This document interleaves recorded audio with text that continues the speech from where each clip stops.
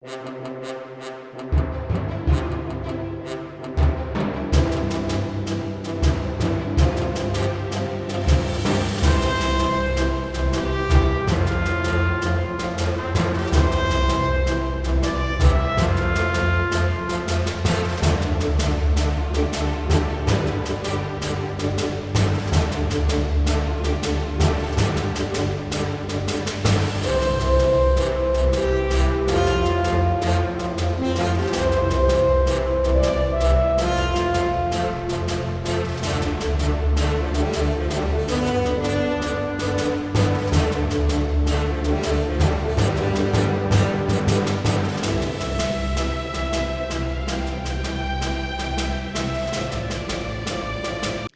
evening and welcome to the March 3rd Council meeting.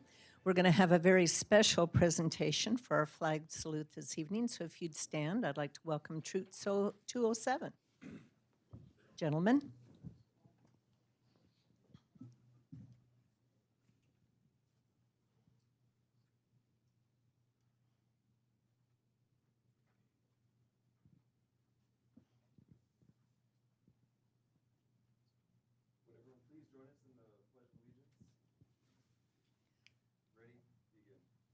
Pledge allegiance to the flag of the United States of America and to the republic for which it stands, one nation under God, indivisible, with liberty and justice for all. Thank you very much, gentlemen.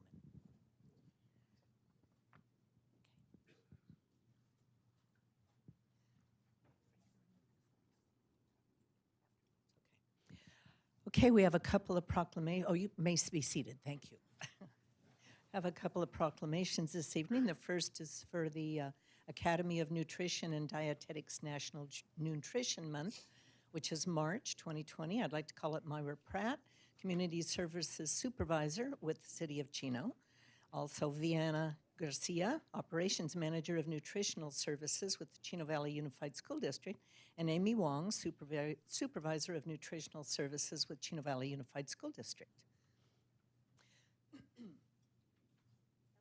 And the proclamation reads, whereas on behalf of the citizens of Chino, I am pleased to join the Academy of Nutrition and Dietetics Community Services Department in the Chino Valley Unified School District in an effort to focus attention on the importance of making informed school choices and developing sound eating and physical activity habits. And whereas food is the substance by which life is sustained, the type, quality, and amount of food that individuals consume each day plays a vital role in their overall health and physical fitness. There's a need for continuing nutrition education and a wide-scale effort to enhance healthy eating practices.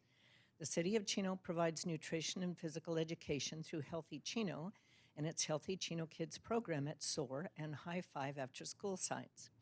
And whereas the City of Chino offers an environment for the community to grow and harvest fruits and vegetables throughout the city-operated community garden. City of Chino supports after-school gardens and discovery workshops, which create an environment for children and adults to learn how to grow fruits and vegetables and the nutritional benefits. Whereas the Chino Valley Unified School District participates in the National School Lunch Program that encourages students to eat healthy and complete meals. The choices are a hot entree, milk, fruit, and a vegetable. Now, therefore, I, Eunice Emuloa, Mayor of the City of Chino, do hereby proclaim March 2020 as National Nutrition Month in the City of Chino and encourage all citizens to join the campaign and become concerned about their nutrition and the nutrition of others in the hope of achieving optimum health for both today and tomorrow. Thank you, Mayor and council members, for your continued support. As Healthy Chino does recognize the month of March as National Nutrition Month, we continue to provide resources not only to our community members, but our partnerships by introducing programs like our Healthy Grilling programs, our Chino Kids within the after-school programs, where we provide them nutrition facts and guides to a healthier meal. In partnership with the Chino Valley Unified School District, we also provide our lunch program, which they will discuss more. Hello, I'm Viana Garcia. I'm the Operations Manager for Nutrition Services. I just want to talk about some exciting things that Nutrition Services is doing and some programs that we are extending on. Last year, we had the opportunity to work with the City of Chino, and we were able to provide hot summer meals at Liberty Park. And what that means is that anyone under the age of 18 was able to come to Liberty Park during lunchtime, and they were able to receive a free hot lunch. So the participation did really well. We were serving about 75 to 100 students a day. So this year we're going to be expanding on it, and we're going to be at 2 parks this year during summer. So please come and join us. And any increased participation helps out our program. Something else that we have been extending on this year is our salad bar schools. Last year we started off with 2 schools. We were at Walnut and Eagle Canyon. And so this year we were able to expand to 2 other schools. We were able to open salad bars at Newman and at Cortez. So if any of your students attend those schools, and you haven't already seen our salad bars, I encourage them to come and try it out. If they get a school meal, that they can try out our salad bar. Thank you. Hi, my name is Amy Wong. I'm the nutrition supervisors from Nutrition Services. March is actually National Nutrition Month, and we're starting off this week by celebrating the National School Breakfast Week. Yesterday is also Dr. Seuss' birthday, so we offer green eggs and ham on our menu for elementary students. For sure, they were really excited about it, and to have breakfast and join us for breakfast yesterday. And this week, we continue celebrating National School Breakfast Week by offering new items daily. For example, on Friday, we're actually offering freshly cut grapefruit to our students that we never menued before. So it's something that it's like new for them to try, and it's opened up their opportunity to try more vegetable and fruit that they might not even seen before in their life. We also, for secondary schools, we also offer new menu items such as veggies pizza. We used to just have 2 options, which is the pepperoni and the cheese, and now we're expanding to offer a vegetarian options, which is the veggies pizza. And we also offer have a new item, Cobb salad for high school students this month. And we started off yesterday, and we got a really huge positive feedback from our high schoolers, and they absolutely enjoy these healthier options that we offer. And we will continue to expand our menu by offering more healthier options for our students. And also our menus, elementary menus, secondary menus are also posted on our website. And you guys are more than welcome to go on our website under Nutrition Services Department and check out our monthly menu. So we encourage your students to come join us for breakfast and lunchtime, and just try out new items every day and give us feedback. So that's all we do right now. Thank you. Well, thank you for being here this evening. Let's give them a nice hand. Okay, next we have the Mayor's Home Beautification Award for March. The winner this month is Michael and Olivia Kerselik of 13416 Francesca Court. If you'd please come up, please.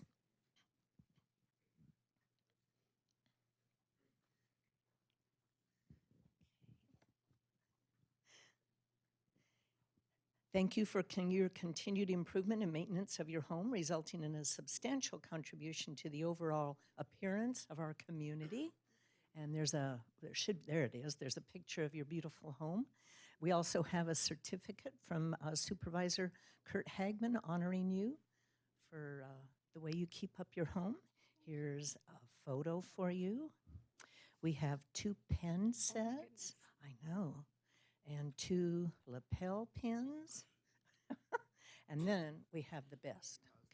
Okay. We have the coveted yard sign, should you choose to put this up at your property. Now, who does all the work? That would be me. He's outside, I'm inside. I want to thank the city because we changed all of our landscape to drought tolerant. Our irrigation's in the ground. We have turf in our front yard, so we use a lot less water. Absolutely. Well, I want to thank you very much. And of course, it upgrades everything in your neighborhood, and you'll probably be influential in having your neighbors change over to drought tolerant as well. So thank you very much.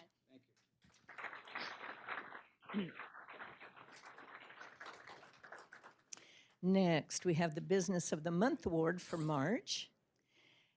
I'd like to call up co-founders Sam and Crystal Bakhtiar, Alexandra Font, and Louis Font.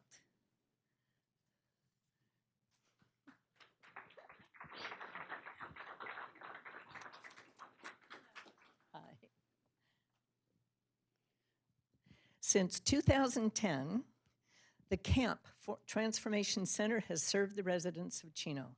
The purpose of the camp is to transform lives through a fitness community. Not only does the camp care about creating a healthy community, they're committed to transforming people's lives. When one of their staff's siblings passed away, the camp in Chino hosted a benefit fundraiser that helped collect donations to ease the family in a difficult time. Chino's proud of the fact that the camp began its business in the city and has chosen to further invest in the city by calling Chino their corporate headquarters, despite expanding to reach to 120 locations all across North America. The camp is home of the free 6-week weight loss challenge, where throughout group training with dynamic interval workouts, nutrition and supplement plans, the best trainers, and a ton of emotional support, you can become the best you. Chino residents help us make sure we recognize other exceptional businesses by submitting your nominations at www.cityofchino.org/biz awards. I have known Sam since he first came to the city of Chino many years ago and started the very first camp. I've never had the courage to join the short program because it's good and it works. You can see by the testimony on their website, but I think it would kill me. So, so let's congratulate them on being the business of the month of March.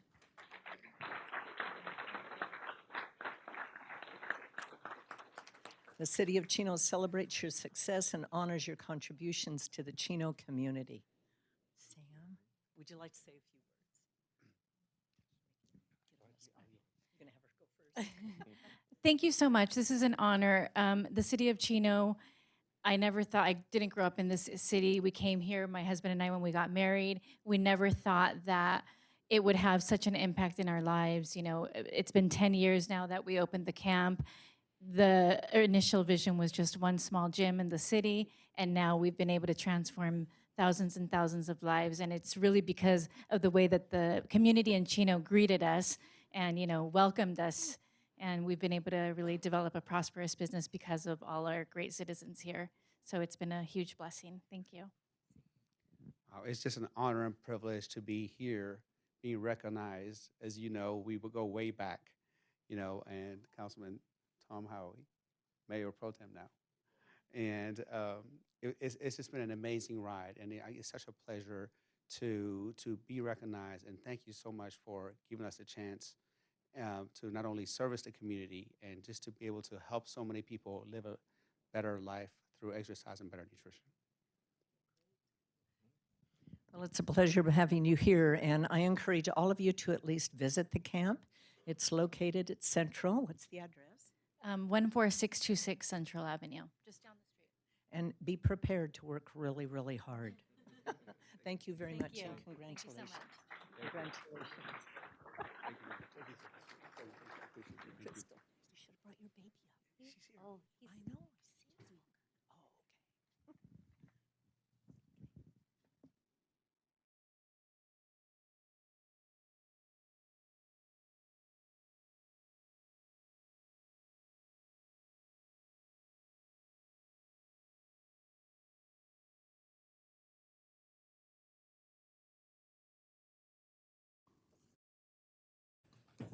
What have we worked out? Oh, my all those years gosh. ago? Wow.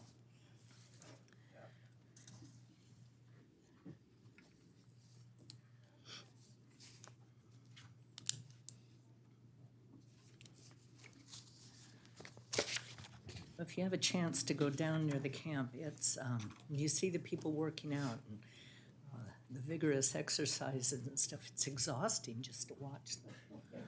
It's incredible. They do a lot of good. Okay, we did have closed session prior to our council meeting. I'd like to ask our attorney to provide our report out of closed session. Thank you, Mayor, council members, and audience. The City Council did meet in closed session and discussed all the items listed on the closed session agenda, beginning with item A, conference with legal counsel, existing litigation. First case is City of Chino versus GH Dairy et al. City Council received an update from Attorney Silver and provided direction no further reportable action was taken. City Council met on item number 2, FH Roman numeral 2, LLC DBA Frontier Communities versus City of Chino on the various cases listed on the agenda. City Council received an update and no further reportable action was taken. And finally, the council met on item B, conference with legal counsel, one item of anticipated litigation. The City Council was briefed on the possibility of the initiation of litigation on one case, and no reportable action was taken. That concludes the report out of closed session. Okay, thank you very much. City Manager Ballantyne, do we have any revisions or changes to the agenda? Yes, Mayor, I'd like to pull item number 7, which is pertaining to Riverside Drive, and return that to staff for further review. Okay. Under public announcements, first, I'd like to give another reminder that the 2020 census is right around the corner, with April 1st, 2020 as the official census day. The U.S. Census Bureau is still looking to fill temporary positions across the country to assist with the census count. This will allow all participants to play an important part in a process that, among others, will determine how federal funds are allocated and spent locally. So please don't miss out on the opportunity to earn a little extra money while helping your community. For more information, please visit https://2020census.gov/en/jobs.html. Also, this is the last reminder that this Saturday, March 7th, the Chino Youth Museum will be holding its 10th annual Derriere 5K, 10K, and Fun Run at Ayala Park, located at Central and Edison Avenues. As always, this event will be inclusive of all ages and abilities, with the kids' quarter-mile run, ages 8 and under, starting at 8 a.m., and the 5K, 10K starting at 8:15 a.m. If you would like to register online, please visit www.active.com/Chino-CA. For questions or in-person registration, please call the Chino Youth Museum at 909-334-3270. Okay, next on the agenda is public comment. We have a written request to speak this evening from our Director of Finance, Rob Burns, who would like to lead us in an invocation. Anyone who would like to join us, please stand. Thank you, Mayor, members of the City Council. Please join me in prayer. Heavenly Father, Lord Jesus, we come before you and we just ask, Lord, that on this election day, that we would be thankful for the fact that we can voice our opinions, that we have the freedom to do so. We pray, Lord, that we would be more interested in the process than in the outcome. And Lord, we pray that tonight's meeting would go as you planned. We pray that you give the council wisdom in making their decisions. And we pray for our first responders, for our police and our fire. Pray that you would continue to watch over them, to protect them, and thank you for their service and protecting all of our lives. It's in Jesus' name we pray. Amen. Thank you, Rob. I don't know if that microphone's working. You want to check that, Alex? Okay, other written requests to speak. Melissa Campani from Supervisor Hagan's office. Well, good evening, Mayor Ulloa, Mayor Pro Tem Howie. Is that really loud now? That's perfect. Yeah, Okay, it was off apparently for Rob. Council members, staff, and of course, community members. Supervisor Hagman did ask me to stop by with a small update on something that we are all very concerned with, which would, of course, be the coronavirus. And the good news thus far is that San Bernardino County has 0 reported cases of the virus. So that is good news. However, we do realize that people are wanting a source of information. I do have a web address for constituents if they would like to check this out. It's wp.sbcounty.gov /DHP for Department of Public Health /coronavirus. And on that webpage, all the news releases pertaining to the COVID-19 virus will be updated, and they're going to have information for cities, healthcare providers, businesses, schools, and travelers. And this information is going to be coming directly from the Centers for Disease Control and Prevention. So we are hoping that for people who do have questions, they check in with this website. And I know we hear this often, but as a reminder, if we continue to wash our hands and stay home when we're sick, it's a much better way to be for everybody. So thank you very much. Thank you, Melissa. Also, at the end of our meeting, we've asked the fire department to please debrief us also on the coronavirus for more, so we'll have additional information. Okay, those are the only written requests that I have to speak. Now, we have a tradition here, because we're visited by many high school students requiring to attend a council meeting. We require those students to come up and give us your name, the school you're attending, your teacher's name, and the class that you're taking. So I invite the students to come up now so that you have proof you have fulfilled your class requirement and your teacher can see you on TV. Good evening, Mayor and members. I'm Andrea Moss from Don Lugo High School, and I'm in Mr. Kim's government class. Thank you. Hi, my name is Ruby Vasquez, and I am in Mr. Kim's class from Don Lugo High School, and this is also government. Thank you. Hi, I'm Morgan Flexer, and I go to Don Lugo, and I'm here for Mr. Kim's government class. Thank you. Hi, I'm Olivia Michelle, and I'm here for Mr. Kim's government class at Don Lugo. Hi, my name is Brandy Bobadilla, and I go to Don Lugo, and I'm here for Mr. Kim's government class. Thank you. Hi, my name is Brianna Medina. I go to Don Lugo, and I'm here for Miss Carpentier's government class. Ms. Carpentier. Okay. Hi, I'm Audrey Rios, and I go to Don Lugo, and I'm in government class with Miss Carpentier. Two. Hi, my name is Elizabeth Morales. I go to Don Lugo, and I'm here for Mr. Kim's government class. Hi, my name is Kimberly. I go to Don Lugo, and my teacher is Miss Carpentier for government. Thank you, Kimberly. Hello, my name is Mateo Ramirez. I'm here on behalf of Don Antonio Luba High School for my government class as a community participation project for Ms. Carpentier. Thank you. One guy. I'm Eliana Garcia, and I go to Don Lugo, and I'm here for Ms. Carpentier's class. Thank you. My name is Alyssa. I'm from Don Lugo for my government class, Mr. Kim. Hi, my name is Vanessa, and I'm here from Don Lugo Antonia High School, and I'm here for my for Mr. Kim's class for my government project. Thank you. Hi, my name is Alice. I'm here from Don Lugo High School, and I'm here for Mr. Kim's government class.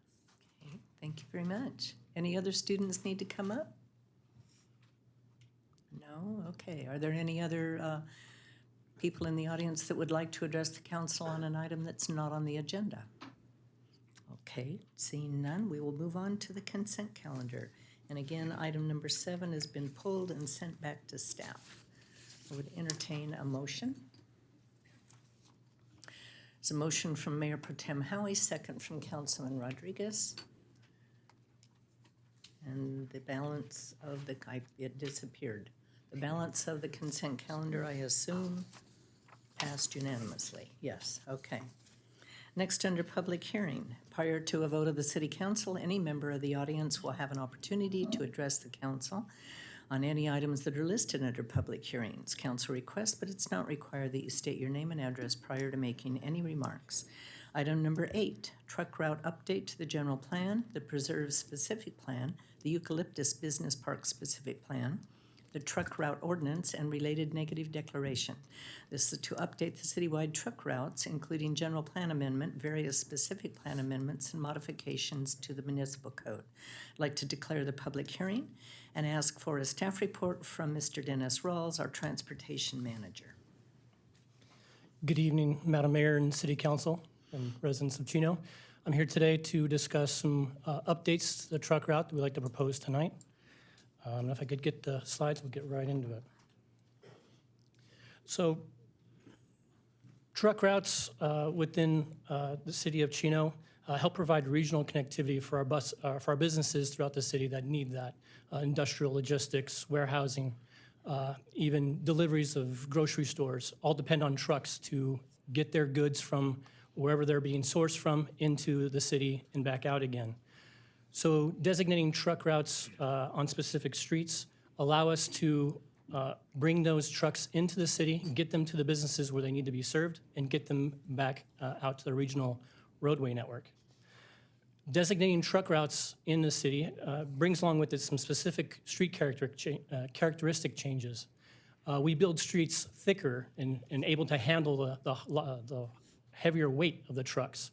We also design the corners of intersections and truck routes to be much wider to allow trucks to make those turns without having their trailers come up onto the corner. The truck route system is typically provided guidance within our general plan and specific plans that allow us to identify these within the circulation, which is why you're seeing tonight the general plan and specific plan amendments. And legally, the municipal code is what actually houses and designates all the truck routes within the City of Chino. And we're here tonight mostly because we're given some direction by council from a previous meeting to take a look specifically at our truck routes, specifically in the preserve, to see if any changes were required. So I want to go through what those proposed changes are tonight and kind of walk you through each of the major changes. Starting off with adding Monte Vista Avenue from Eucalyptus Avenue to Chino Hills Parkway. This currently is an existing truck route. It's already signed as such. It's already in our municipal code, but it does not appear in our general plan or the Eucalyptus Business Park specific plan. So tonight we're proposing amendments to include this section of Monte Vista within those plans. Next is the removal of Eucalyptus Avenue. This is a small segment between Fern and Euclid. It's being requested to remove because it was originally put there for a business center that was intended to be at that location. That parcel was eventually developed as residential instead. So this segment of Eucalyptus is no longer necessary. So we'll be asking for a general plan amendment and a change to our Chino Municipal Code to remove that. The big change tonight that we're asking for is removal of a large section of Kimball Avenue from the future Mayhew Avenue, which isn't built yet, to Hellman Avenue. The biggest reason for this removal is as the preserve is developed, that southern end of Kimball has been developed with a lot of residential development. And one of the policies and goals of the general plan is to really try to be choosy on where we put these truck routes so that we're not impacting unnecessarily sensitive land uses like residential.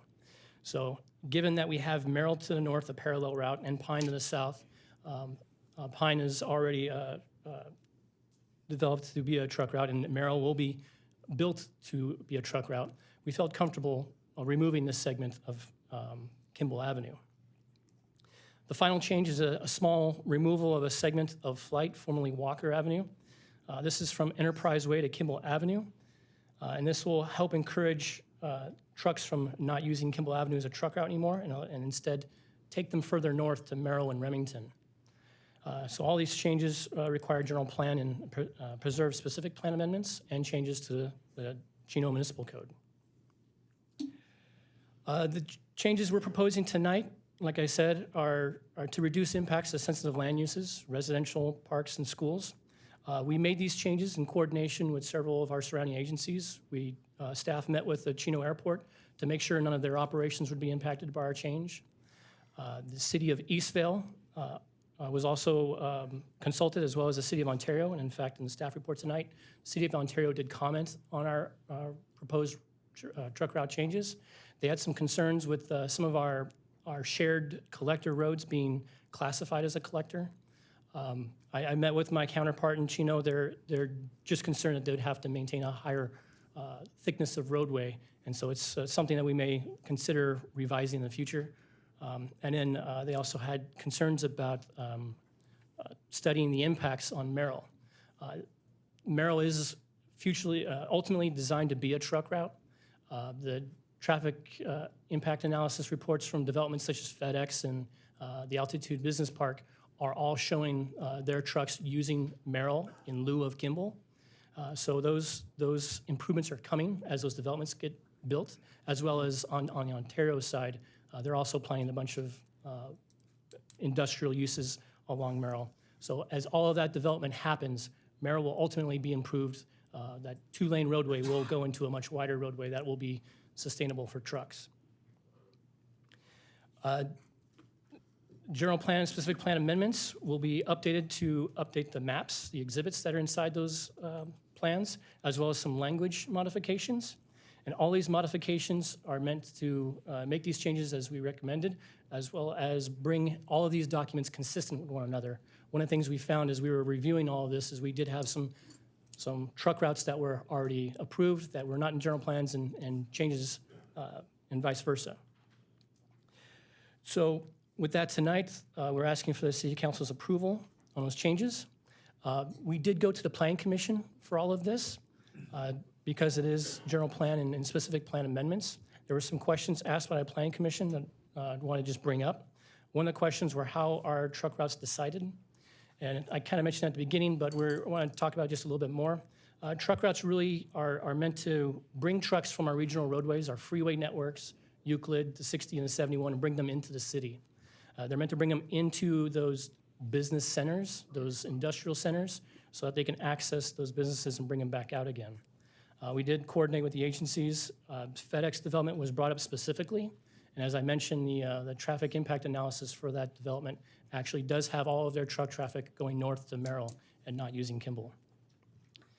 And a question was also asked about, we see that our police department is doing a wonderful job of enforcing our off-truck route vehicle violations, specifically on Central Avenue. The police department recently instated a dedicated commercial enforcement officer. So we're working in tandem with that. I am working with that commercial enforcement officer directly as issues come up with enforcement. Before I get to the approval, I want to mention one thing. Even though we have designated truck routes, the California Vehicle Code allows a truck to leave a truck route if they have to make a delivery directly to a business. So although we don't have every street in the city designated as a truck route, if a truck has business with a business or even a resident for that matter, if they're expecting a large delivery of some kind, they do have the right by law to leave the truck route, travel to the most direct path to that location and back again. So that's part of the consideration we take into account too when we're picking these truck routes, to make sure that we're doing this in such a manner that we're able to have enough truck routes within the city to get all these trucks in without also impacting residents. So just wanted to point that out as well. So that concludes my report. Tonight we're recommending approval of all these documents to be consistent with the City Council actions previously, reduce impacts to sensitive land uses, and we don't expect that these changes that we're proposing to have any impact on current or future industrial land uses. That concludes my report, and I'm happy to answer any questions you have. Thank you very much.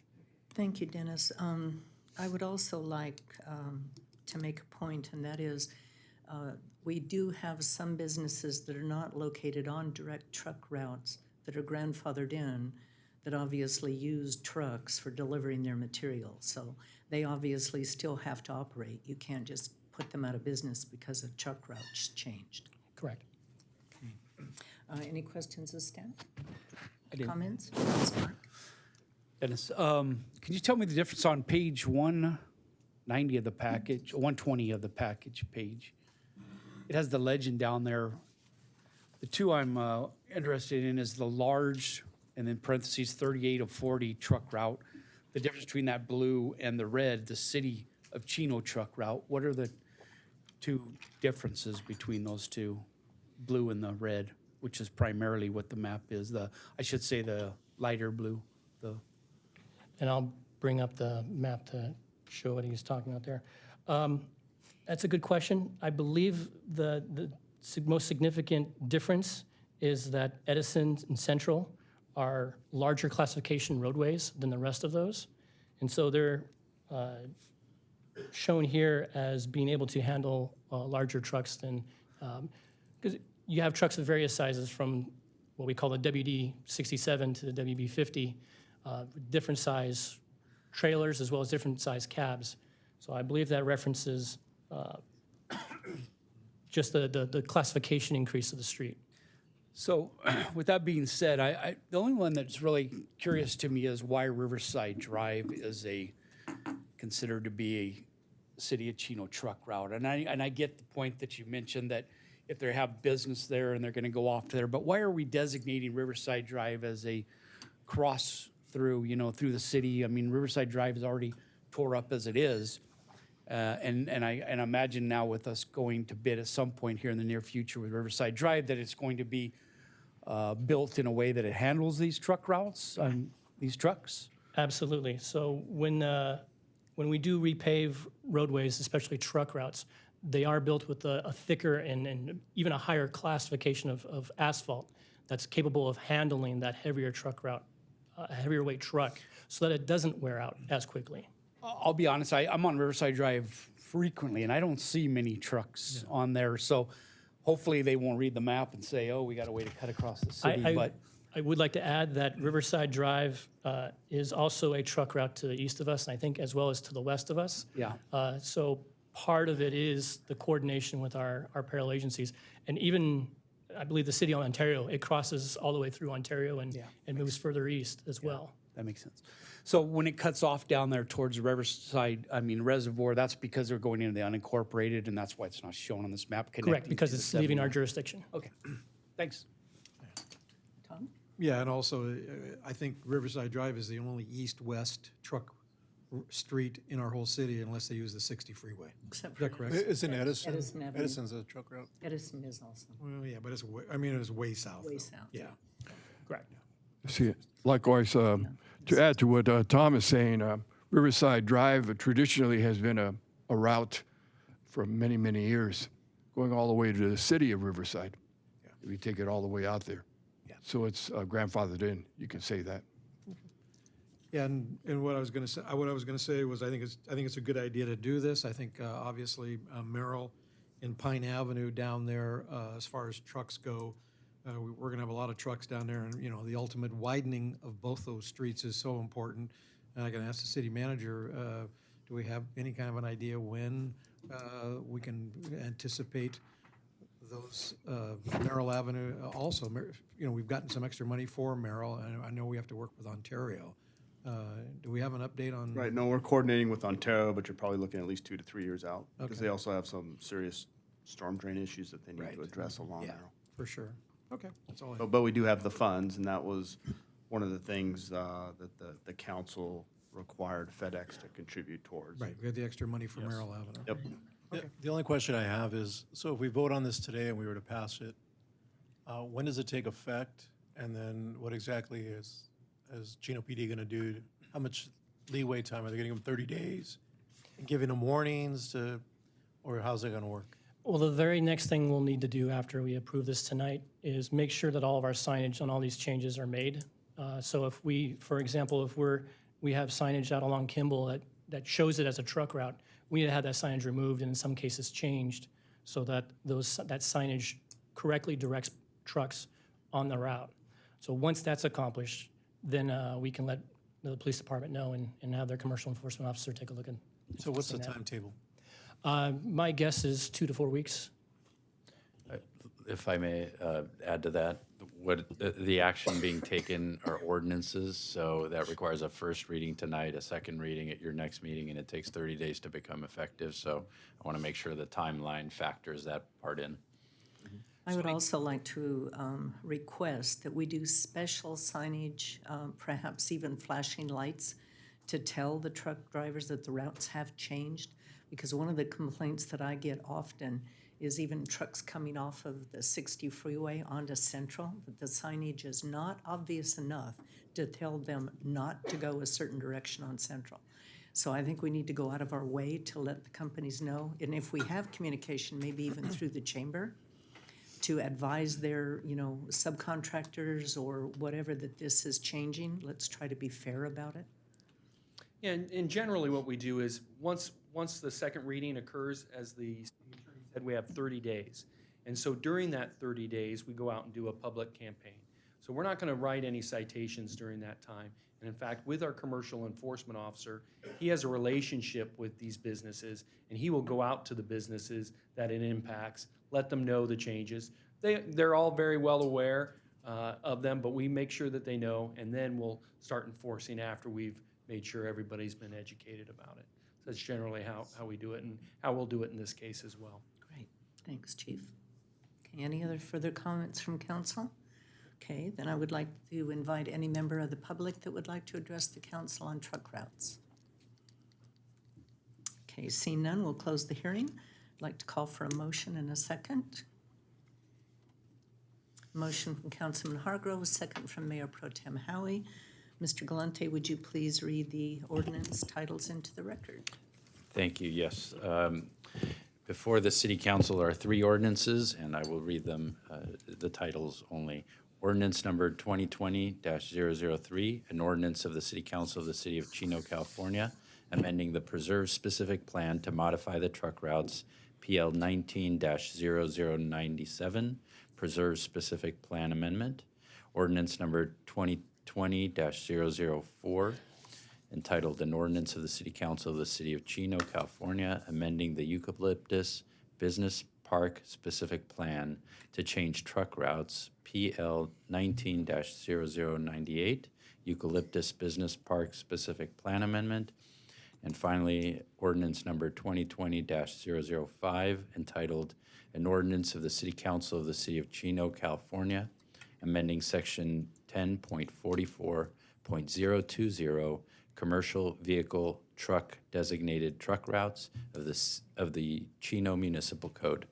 Reading those by title only and waiving further reading. Thank you, Madam Mayor. Thank you very much, and the item did pass 5-0. Item number 10, amendments to Title 20, zoning of the Chino Municipal Code. This item is to approve the introduction of ordinance number 2020-006, amending sections of Title 20 of the Chino Municipal Code relating to accessory dwelling units, junior accessory junior accessory dwelling units, and other related structures. I'd like to declare the public hearing open and ask for a staff report from our city planner, Warren Morleone. Good evening, Madam Mayor, members of the City Council. This last year, the state enacted a number of housing-related laws that went into effect in January 2020. Over the past few months, staff has worked with the City Attorney's Office to interpret the new laws and develop necessary changes to the city's zoning code so it is consistent with all state law requirements. The proposed changes before you this evening consist of modifications to several chapters of the zoning code to mainly address changes to the city's accessory dwelling unit, or better known as ADUs, requirements and density bonus incentive provisions. The proposed changes include allowing or adding allowances for junior ADUs, which are basically smaller accessory dwelling units under 500 square feet that are either included within the dwelling unit, residence, or attached to the residence. Allowing ADUs in all single-family and multifamily zones, which we didn't have before. Allowing junior ADUs in single-family zones only. Modifying development standards to address ADU and junior ADU consistent with state law. Update habitable and non-habitable accessory structures development standards, and shortening the density bonus section of the zoning code to reference state law rather than restating it. This is simply to simplify the code and avoid any necessary updates in the future, because density bonus law changes all the time. We always have to change the code to address it. So in this case, we'll just reference it, and then we can always have that available without any code changes. And a full summary of the proposed zoning code changes is outlined in the ordinance before you, which you have before you. On February 3rd, the Planning Commission recommended approval of all the proposed zoning code changes. That concludes my presentation. I'll be happy to answer any questions.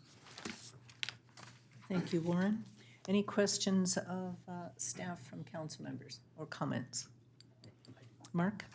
So Warren, this is all driven from state mandated laws that have passed. Yes, sir. It's nothing that we've initiated here in the city that we want to see or we want to change. It's all being driven from the laws that have been enacted. That's correct. Thank you. I think one thing also to state, because I think we're gonna, as these take place, we're gonna get some complaints about parking.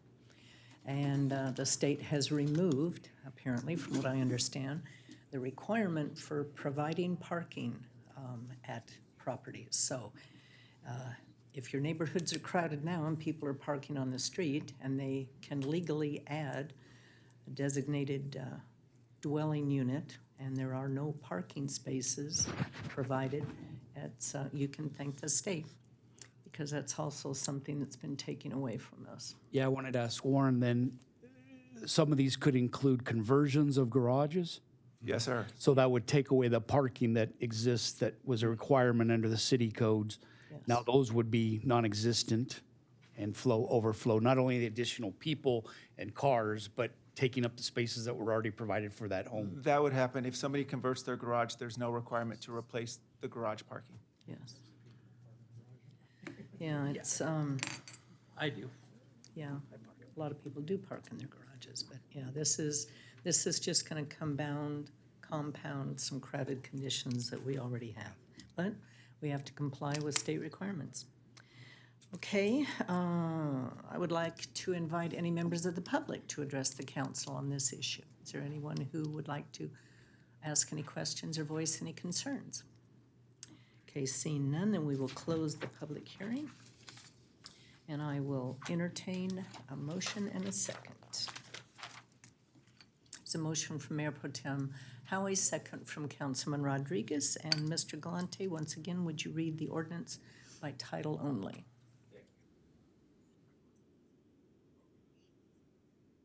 006, entitled An Ordinance of the City Council of the City of Chino, California, amending selected provisions of the zoning code, Title 20 of the Municipal Code of the City of Chino, PL 20-0013, Zone Ordinance Amendment. Reading by title only and waiving for the read. Thank you. Thank you very much. And the item did pass unanimously. Under new business, item number 11, amendments to Chapter 8.12, Fireworks, Chapter 3.32, Purchasing System, and Chapters 2.36 and 2.38, Planning Commission and Community Services Commission of the Chino Municipal Code. This item is to approve the introduction of those ordinances pertaining to fireworks stands, the city's purchasing procedures, and qualifications to hold an appointed civil office. Staff report this evening will be provided by our city manager, Mr. Matthew Ballantyne.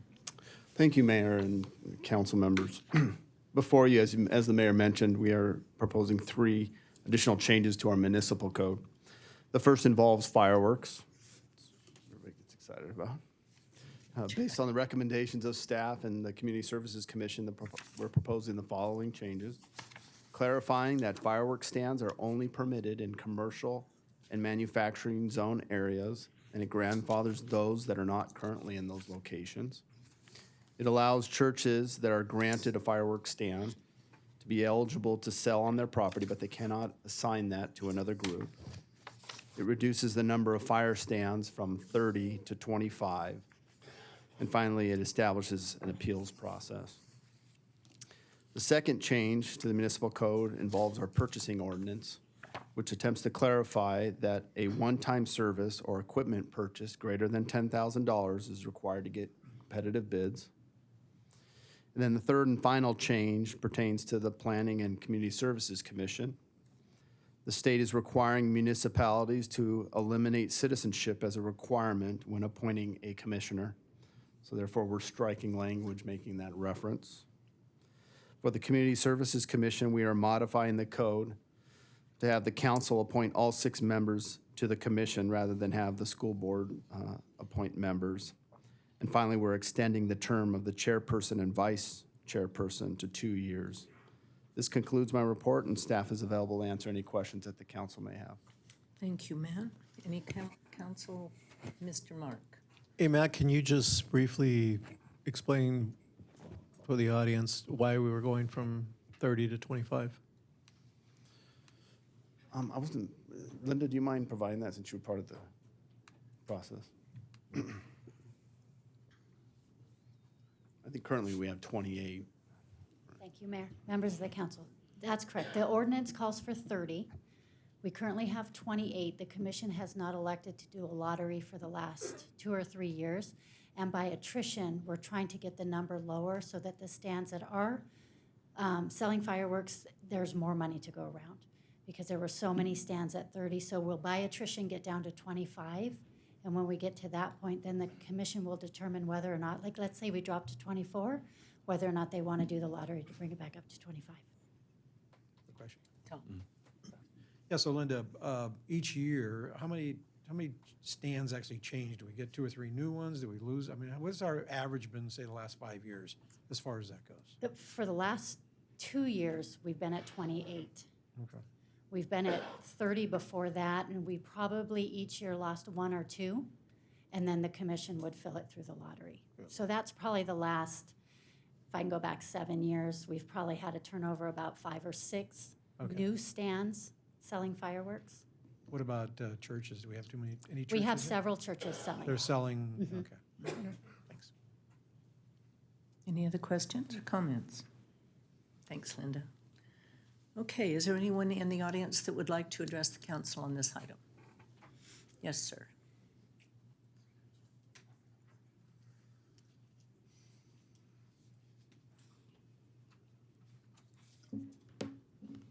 Thank you, Mayor. Good evening, Council. I just have a quick question. Matt, you did not mention whether or not we are addressing the issue of the surcharge being used as a fee or as a tax. Is that part of this? I haven't had a chance to read it, unfortunately. Sorry, Linda. That's okay. You didn't want to sit down, Linda. I didn't. I need some exercise. That is being addressed. So that's in there as well. And then, so what we're doing is so what's been happening historically is there's a 10% surcharge that the city charges all the booths to cover police, public works, campaign. So they pay that 10% upfront, and that's on their gross sales. And then we will calculate what our actual costs are after fireworks are over. If it's less than 10%, we return that money back to the fireworks booth operator. What they're doing, though, is they set up their booth, and then they put a sign that says 18 or 17.75% city tax. And so it's misleading. So what we're trying to do is to stop the booth operators from taking that surcharge and turning it into a tax.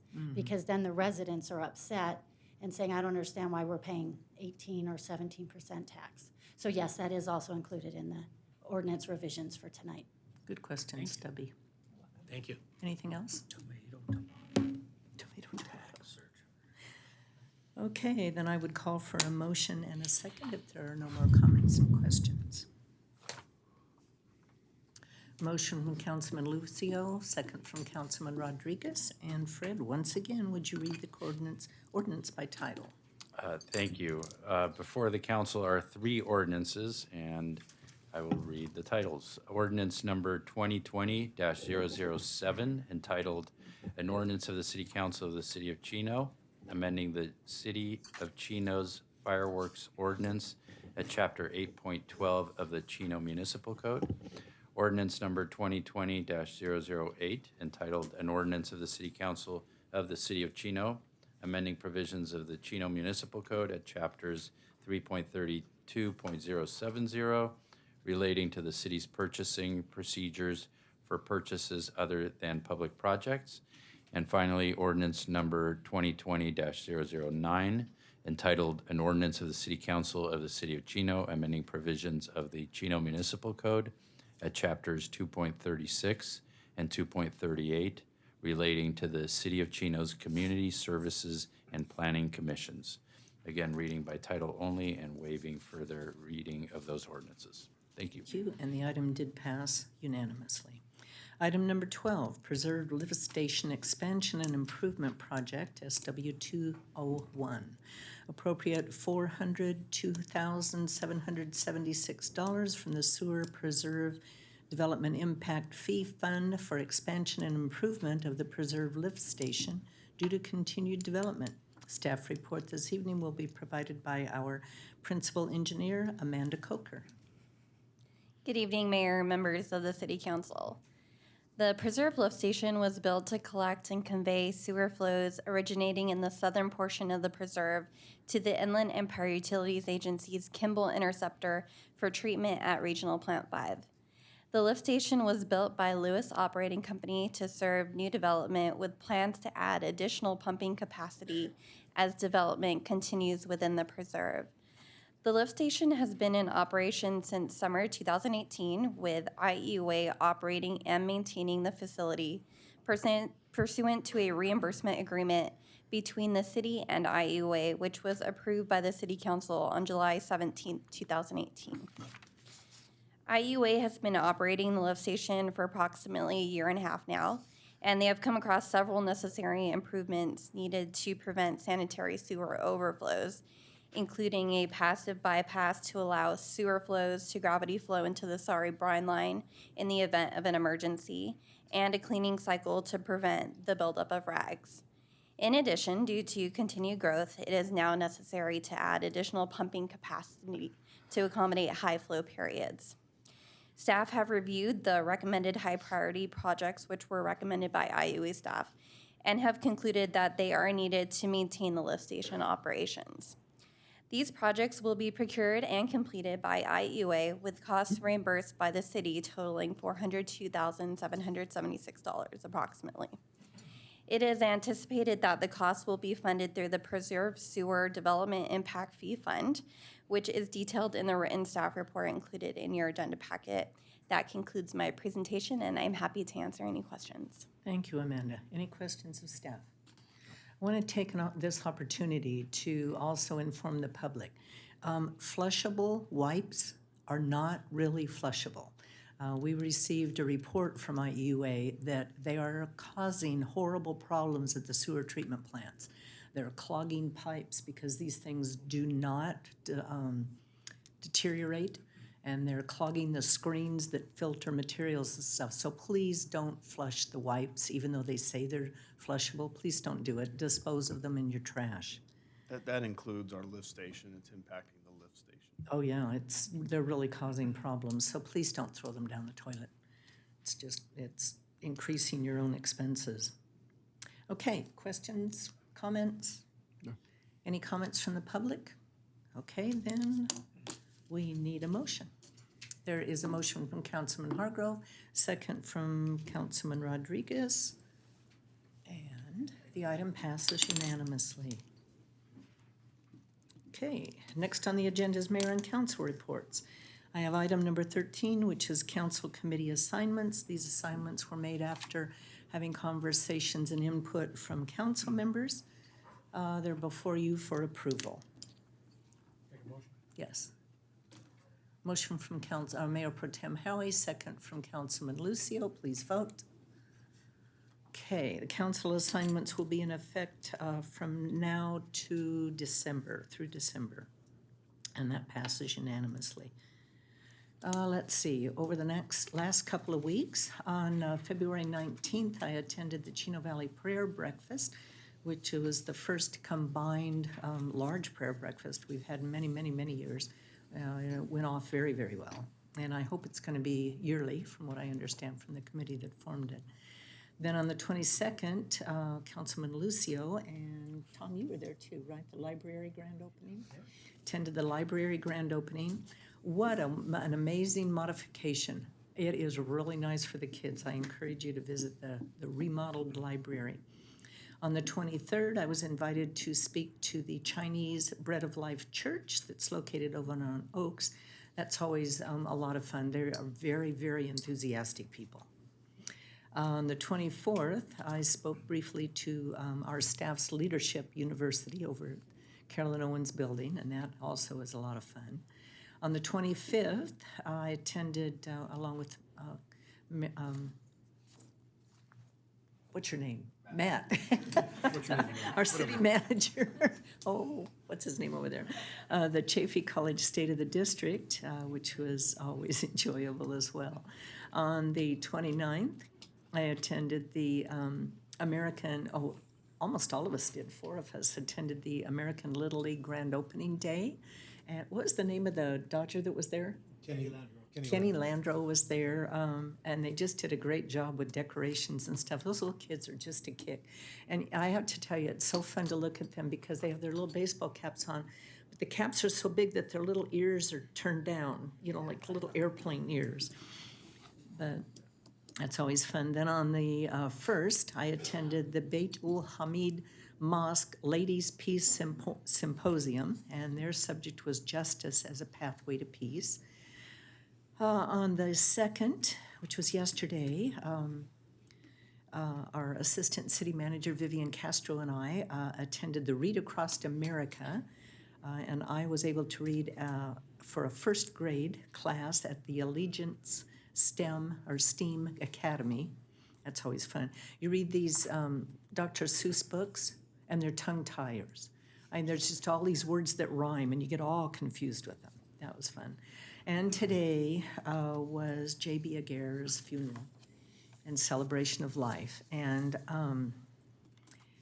there, at the celebration of life, it was held at the Junior Fairground.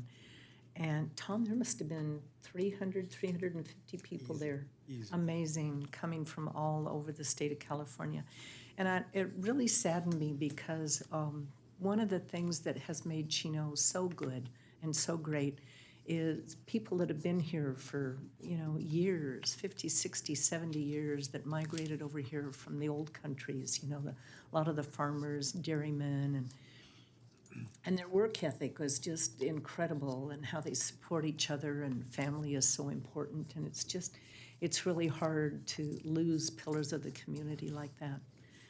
So, you know what, treasure your family and treasure your friends, and appreciate every day, because you just never know when you're going to lose somebody special. That's all I have. Mayor Pro Tem Howie, you have item number 14. Yep, item number 14 is I'm asking for an approval of a community support contribution in the amount of $1,000 to the Chino Valley YMCA, $250 to the Chino American Little League, and $250 to the Chino National Little League.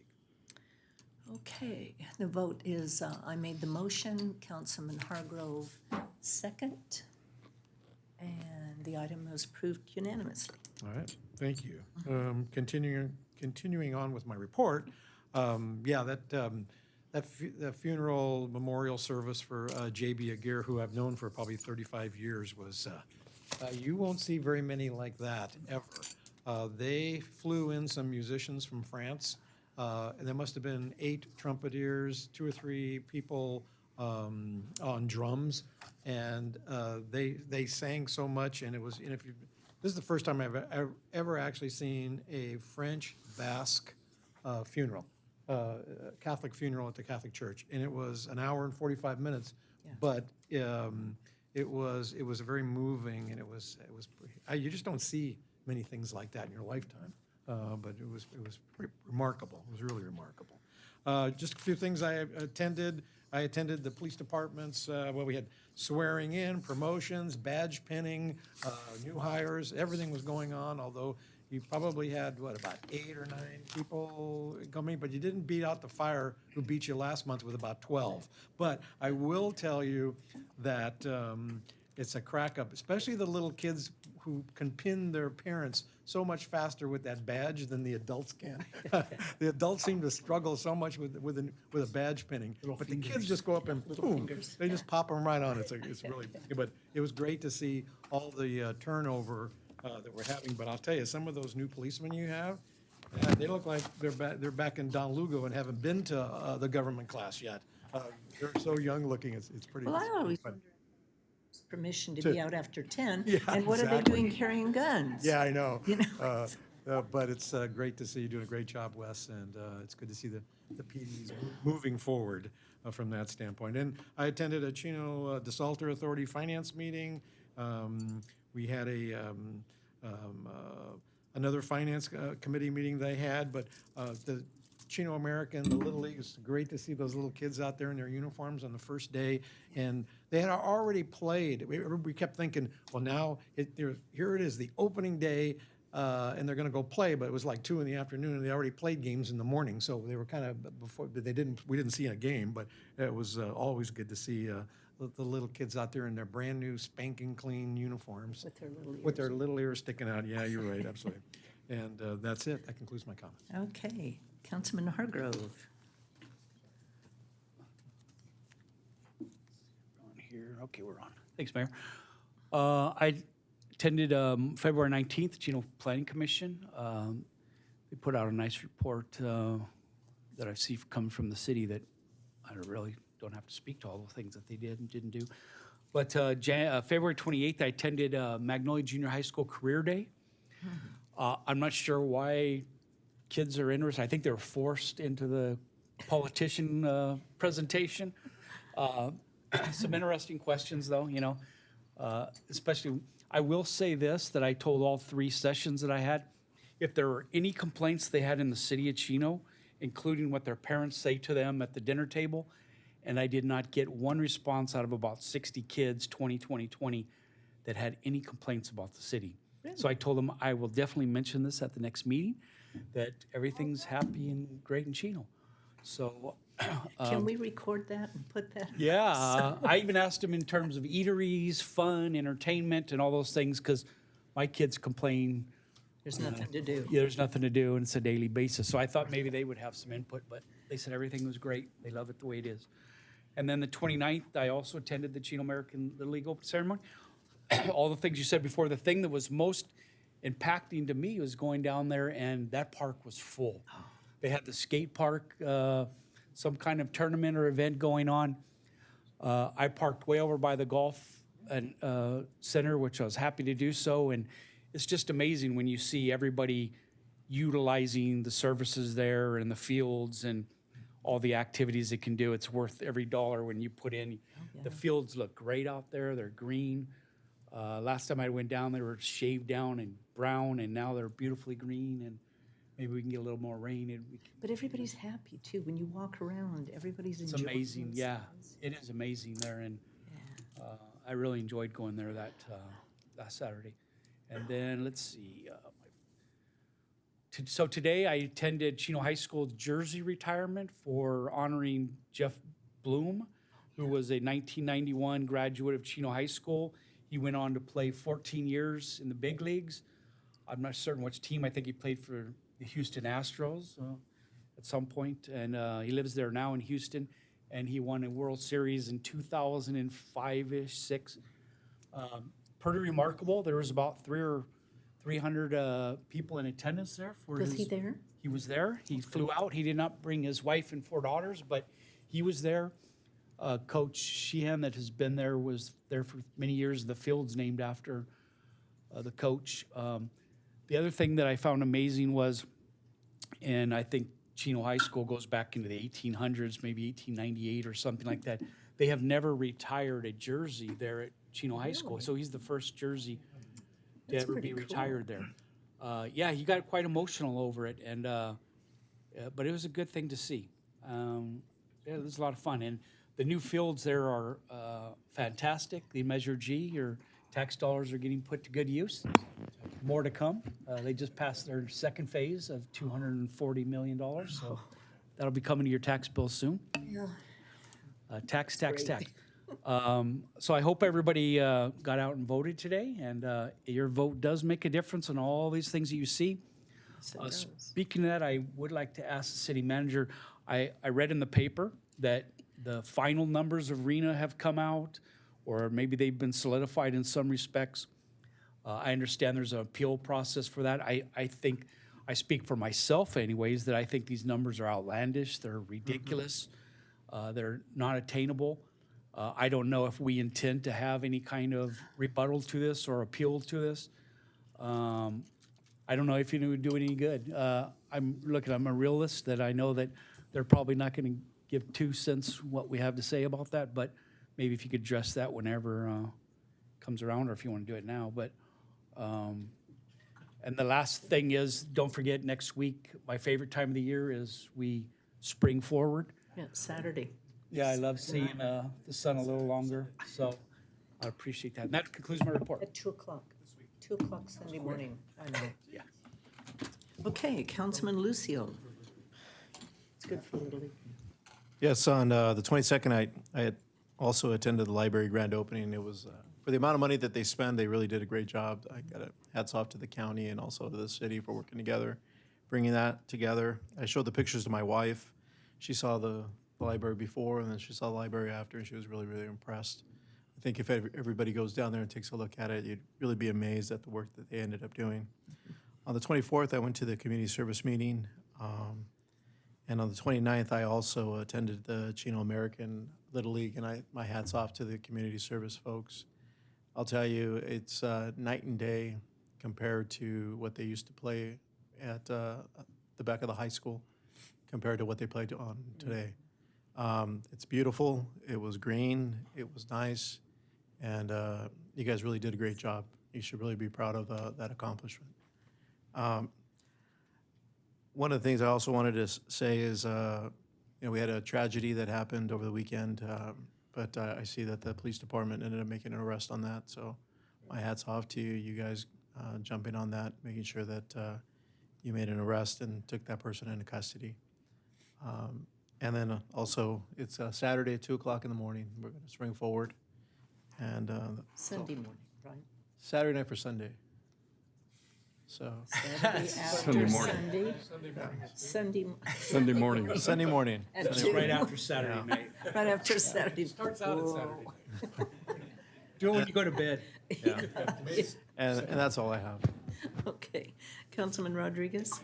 Okay, I'll talk a little bit about the RENA, which is the Regional Housing Needs Assessment. I attended it on February 24th, and it's based on an 8-year cycle. This cycle starts in 2021 through 2029, and I've been attending the meetings for the past nearly 2 years in Los Angeles. And being part of the subcommittee with RENA, according to what we are allotted, and it was done, and I'll explain a little bit more, we're allotted 6,959 affordable homes to be built. And it could be broken down into 2,106 very low income, 1,281 low income, 1,200 moderate, and 2,373 above moderate. So over the course of about 2 years, lengthy meetings, and sometimes very argumentative, a social equity adjustment was applied that requires more high-income cities being required to plan for more affordable units and fewer market rate units. Higher cities would be mostly the ones that are complaining the most are the ones on the coast, Orange County, where they have a period of time till October of this year, I believe, to ask for adjustments. It was pointed out to us by Comey, who is the executive director for SCAG, that we are under the gun to make this adjustments according to Federal Housing Authority and also under the HUD, Housing Urban Development, and also the HCD, which is the Housing and Community Development.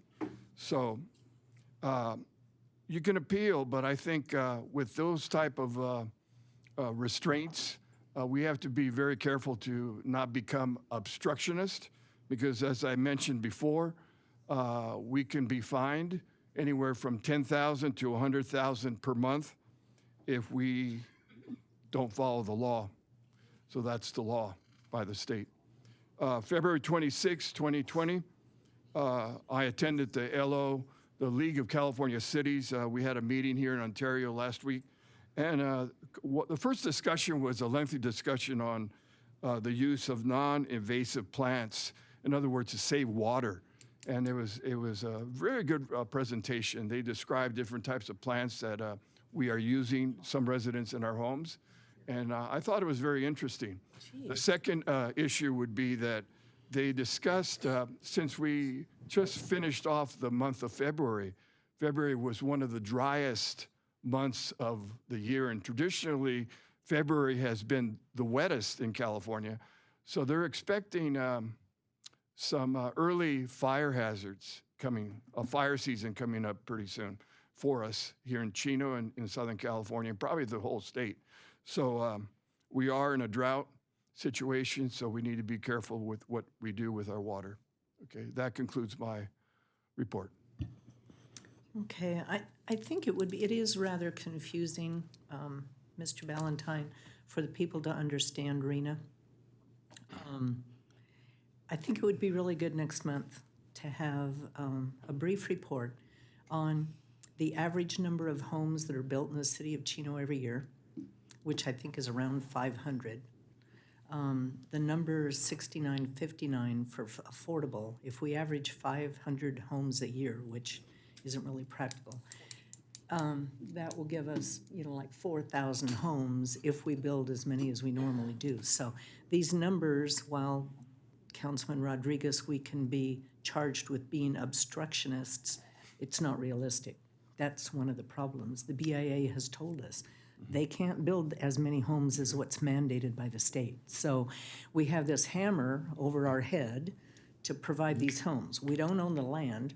We don't finance the homes. It's up to landowners and builders to build these homes. We can zone the land, but we can't force it to be done. We So have even- time with Even in good times, these numbers could not be achieved. So it's unrealistic. well, It's just unrealistic. as I mentioned with SCAG and RENA, there's a period right now that cities are applying for reconsiderations. And I what I'm agree with hearing is that Well- it's not going to be done. But I think to go on record, I agree with Councilman Hargrove. I think to go on record, if we cite our history, even in the most prosperity times when we built quite a few homes, if we go back in history and show it physically isn't possible, then I think it would at least benefit us if they try to fine us for not accomplishing something that we have no control over. I'm just reporting as to what I No, I was told. understand. It's just They're frustrating. gonna have to fine every city in the whole Every state. a lot of It's- cities are in that position. Yeah, it's Mayor. crazy. It's crazy. Okay, city manager's report, Mr. Ballantyne. Yeah, so your numbers were actually very accurate. We have been building roughly 500 homes. That's market rate, so the market's dictating that. And so over the last housing cycle, we probably built a little more than 3,000 homes, and that's that's all market driven, realizing we did have a recession. So assuming this recession wasn't there, we maybe could have built 4,000. So market in Chino was roughly 4,000 during a housing cycle. And Which is 8 years. yes, and so then 6,900 is certainly out of the realm. And these are all supposed to be affordable, which again. Well, the portion of particularly half of them are roughly affordable, Right. low income. But to Councilmember Hargrove's point, we will probably file an appeal. What's interesting, the scope or the grounds for filing an appeal is extremely limited. And also what's interesting is other agencies can challenge or appeal other jurisdictions' numbers. I don't think anybody is happy with their numbers, so I would anticipate a lot of appeals, but I think we will be appealing, but I think the grounds are gonna be very limited and everybody's gonna have to live with the numbers that they have. So we are already moving forward with our housing element. There will be a lot of public discussion about how we're gonna try to address these items. Clearly the state, some of the theme of many of the items on our agenda tonight were mandates by the state, and a lot of it is forcing additional housing. I have a question. These ADUs and junior ADUs, do they count against these numbers? Will they count? Yes. Yes, they do. They will count against them. Yes. Okay. Interesting, huh? They do. Yeah, very interesting. But I still think if we file an appeal, even if it doesn't get us anywhere, then if a fine comes down or whether, then we can show that we protested. If we don't protest, then they'll say, well, you didn't say anything. That's the spirit of our appeal. Yeah. But Excuse me, but even the building industry has indicated that there's not enough construction workers Right. or Materials. materials to build as many homes as the governor has It's mandated. Yeah. And the appeal period is very short. Yeah. It's not very long. So, The only other thing I want to add for clarification, we did get some comments. There was an article in the Champion as it relates to approval of some homes down in the preserve. I just want people to understand that when these units are reported, these are units that were already approved back in 2003 when the preserve was established. We're not adding any additional units down in the preserve. Our development agreement does not allow that to occur. But I just want to be clear, when the Planning Commission is approving these projects down in the preserve, we're not adding units. What they're approving is the actual design of these homes. Right. But the units have already been approved. So I just want to make sure that that's clear to our folks. When they see something in the preserve, those are units that were previously approved back in 2003. Well, and I don't know if we have anything on our website, but I know people don't understand a master plan and contractually how that whole preserve was put together. I mean, we're mandated because of the money that was put into the preserve for the infrastructure. We have to allow them to build the homes, the numbers that were approved. Well, and the only thing I'll add is the states, if we were to reduce the numbers, you're gonna have to make up the numbers somewhere else in the Right. community. So, it's kind of, the But I horse mean, left the so- barn on this. So the developer that put in the infrastructure is able to get get their money back for the millions and millions and millions of dollars for putting in the streets and the sewers and all of that, so. Okay, anything That's it. further? No, that's enough. Mr. Galante, anything this evening? No report. Thank you, Mayor. Chief? Yes, thank you, Mayor. And I just wanted to comment on Councilman Lucio's comment regarding the murder we had on Sunday. It was truly a tragic incident and a whodunit. This is one of those occasions where we didn't have any readily available witnesses. And I just want to give the credit to our patrol officers and our detectives who worked nonstop from Sunday till today in order to get this suspect identified and into custody. Always our first priority is to prevent crime from happening, but when it does, to get the suspect in custody and hold them accountable. And they did a phenomenal job in this case. The other thing I wanted to touch on is we've had some comments recently regarding package theft and mail theft. And just to remind people to keep their stuff safe. We're out there and we're making arrests on this, but we can't be everywhere at all times. I will put out a secret. We do bait packages where we put fake packages on people's porches with cameras and tracking devices, and people come and steal those and we get them into custody. So thieves beware. And when it comes to mail theft, if you can, get yourself a locked mailbox. Obviously, it has to be U.S. Postal Service approved, but that will help prevent that. And then the other thing is informed delivery. A lot of people don't understand that the U.S. Postal Service scans in every piece of mail, and they will actually send you an email with the images of the mail that's coming to you that day. So you can then check to say, hey, I didn't get any mail today. And you will know what was supposed to come or if you weren't supposed to get any of that day. And you can go to the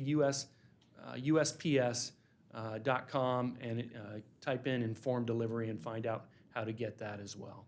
We have that, it's pretty cool. It is. Tells you everything that's coming. It tells you if you need to go out to your mailbox that day to collect anything Absolutely. worthwhile. Yeah, very true. And if you have any questions for me, I'm happy to answer anything else. Also, good job for catching the criminal. I wish criminals would just stay out of Chino. I agree. Because they're going to get caught. Yep. Thank you, Thank you. Chief. Okay, Chief Shackelford. Thank you. Good evening, Mayor, Council. Before I get to the presentation, I just wanted to cover two brief items. I wanted to thank the council members that I had an opportunity to attend our badge pinning ceremony last month where we promoted 12 employees. And also just remind everyone watching or in attendance tonight, when you change your clocks, also to change the batteries in your smoke alarms at home. And I'm with Councilmember Lucio on this. It doesn't happen officially till Sunday morning. It's happening Saturday night at my house. I do not want to see 2 a.m. So it's actually Saturday night. So please change the batteries in your smoke alarms.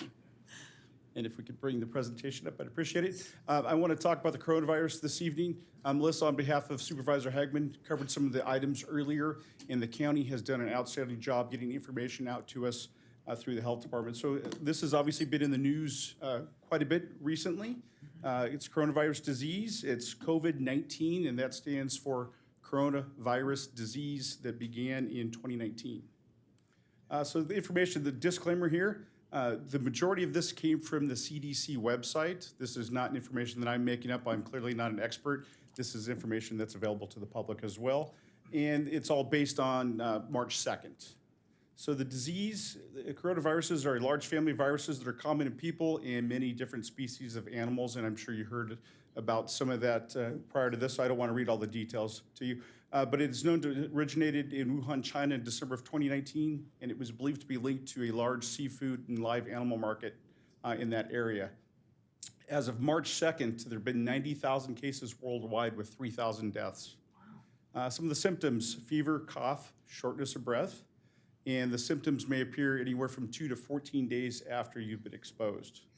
It seems to have a greater impact on those with pre-existing medical conditions. So sometimes that's the very young, very old, or people that have significant health issues and their immune system's compromised.